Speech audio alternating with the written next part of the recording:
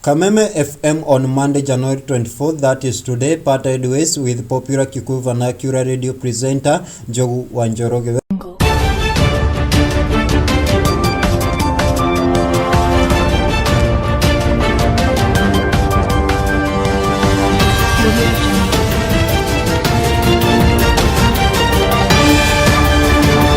Welcome back in Africana News. Kameme FM on Monday 24th parted ways with popular Kikuyu vernacular radio presenter Njogu wa Njoroge. Speaking to Africana Pictures, Njoroge confirmed his exit from the establishment that is part of Media Max.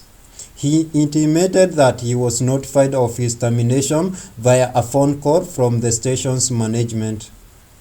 Njoroge linked his dismissal to him joining the United Democratic Alliance, which is affiliated to Deputy President William Ruto. In what he termed as a good riddance, the presenter revealed that he had intended to tender his resignation ahead of the February 9th deadline.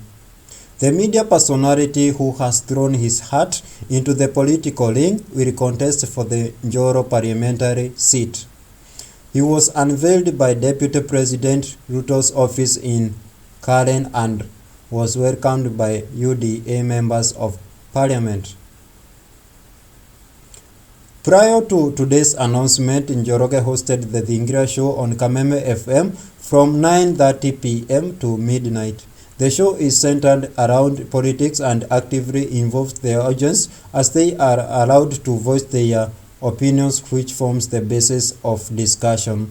Africana Pictures, we wish Njogu wa Njoroge all the best in his political endeavors. Don't forget to follow us in Instagram and Facebook as Africana Pictures. This is your #1 entertainment YouTube channel in Africa. Subscribe so that you can be getting our daily news.